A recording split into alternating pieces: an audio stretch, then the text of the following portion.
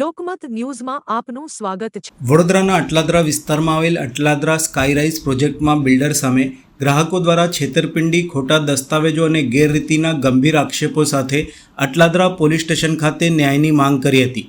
છેલ્લા 6 વર્ષથી પોતાના હકની પ્રોપર્ટી મેળવવા માટે સંઘર્ષ કરી રહેલા ગ્રાહકો હવે કાયદાકીય લડત લડવાના મૂડમાં જોવા મળી રહ્યા છે। ગ્રાહકોના જણાવ્યા અનુસાર અનેક વખત બિલ્ડર સાથે મીટિંગો કરવા છતાં પ્રોજેક્ટ હજુ સુધી પૂર્ણ થયો નથી અને બિલ્ડિંગ રહેવા લાયક સ્થિતિમાં નથી। પ્રોજેક્ટમાં લાઇટ, ફાયર સેફટી સહિતની મૂળભૂત સુવિધાઓનો અભાવ હોવાના તેમજ બાંધકામ પણ હજુ અધૂરું હોવાના આક્ષેપો લોકોએ કર્યા હતા। ગ્રાહક મનન પંચાલે જણાવ્યું હતું કે છેલ્લા 6 વર્ષથી અમે આ પ્રોજેક્ટ માટે દોડધામ કરી રહ્યા છીએ। દર વખતે માત્ર આશ્વાસનો આપવામાં આવે છે પરંતુ કોઈ પ્રગતિ થતી નથી। બિલ્ડિંગના ડોક્યુમેન્ટ્સમાં પણ ભારે ગેરરીતિ છે અને રેરા પર અપલોડ કરાયેલા દસ્તાવેજો પણ ખોટા છે।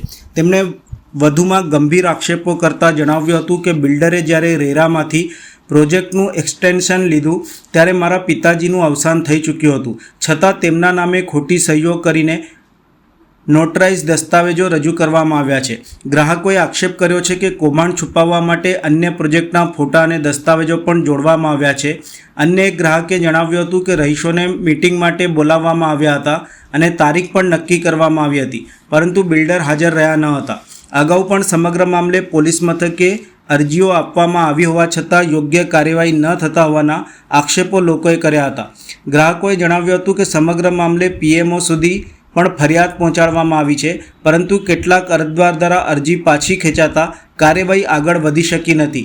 રહેવાસીઓએ આ મામલે સુઓમોટો કાર્યવાહી કરવાની માંગ સાથે સરકાર અને સંબંધિત તંત્રને યોગ્ય તપાસ કરી નાગરિકોને ન્યાય આપવા માટેની અપીલ કરવામાં આવી હતી।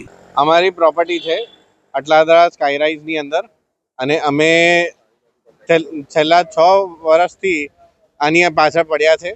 અમે મલ્ટિપલ મીટિંગ્સ કરી છે મેડમ સાથે અને કોઈ જવાબ આવતો નથી। દર વખતે એવું કહે છે કે આટલા ટાઈમમાં કરી દઈશ, આટલા ટાઈમમાં કરી દઈશ, કોઈ પ્રોગ્રેસ નથી। આજે બિલ્ડિંગ બી લાઈવ નથી, આજે બિલ્ડિંગનું કન્સ્ટ્રક્શન બી અધૂરું છે। બિલ્ડિંગના કોઈ ડોક્યુમેન્ટ સાચા નથી, રેરા પર અપલોડ કરેલા ડોક્યુમેન્ટ્સ પણ ખોટા છે।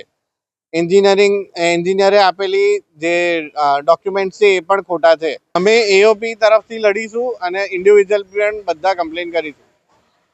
અને મારા સિનારીઓની અંદર તો એવું છે કે અમને જ્યારે રેરા એક્સટેન્શન લીધું એના 10 દિવસ પહેલાં જ મારા પપ્પા એક્સપાયર થઈ ગયા છે, તો કેવી રીતે એમને સાઇન લીધી? નોટરાઇઝ ડોક્યુમેન્ટ પર ફેક સાઇન કરી છે। બધા ડોક્યુમેન્ટ આવી રીતે અલગ અલગ રીતે એમને ફેક કરીને પ્રોડ્યુસ કરેલા છે।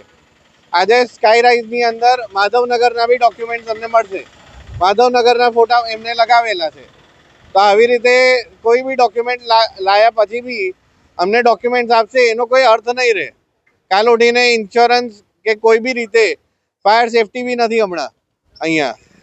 અમે પહેલા શ્રી બાલાજી સ્કાયરાઇઝ અટલાદરા પાદરા મેઇન રોડ છે ત્યાં ભેગા થયા હતા। ત્યાં અમને ભૂપેન્દ્રભાઈ શાહ, એમના માનવ ઇન્ફ્રાસ્ટ્રક્ચરના એક વ્યક્તિ છે ભૂપેન્દ્રસિંહ કરીને, એમણે અમને કીધું હતું કે એ ત્યાં એમના વિનીતાબેન શાહ અને બીજા ડાયરેક્ટરને લઈને મિટિંગ માટે આવશે 24 તારીખે। આજે એમણે 3 તારીખે આ વાયદો કર્યો હતો, પણ આજે એ હાજર થયા નહોતા, એટલે અમે લોકોએ બધા ભેગા થયા।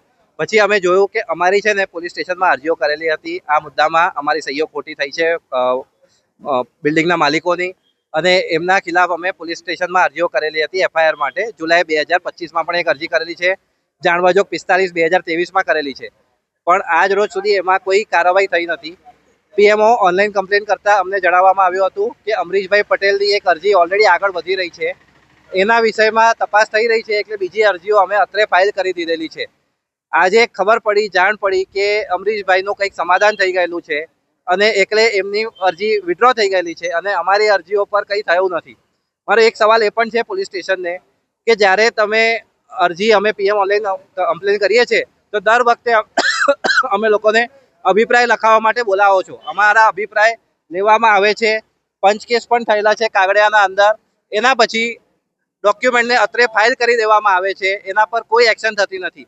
અહીંયા 100,000 કરોડનો કૌભાંડ થયેલો છે, બિલ્ડરે કૌભાંડ કરેલો છે, છતાં પણ આમાં કોઈ સુઓ મોટો એક્શન થતી નથી। એટલે મારી સરકારી તંત્રને એક વિનંતી છે કે આ મેટરમાં અમારે સામાન્ય નાગરિકને ન્યાય અપાવવા માટે પોતે સુઓ મોટો બેઝિસ પર એક્શન લે, કમ્પ્લેન કરે અને જે ગુનેગારો છે એને ન્યાયના પ્રમાણે દંડનીય દંડ કરવામાં આવે અને અમને ન્યાય આપવામાં આવે.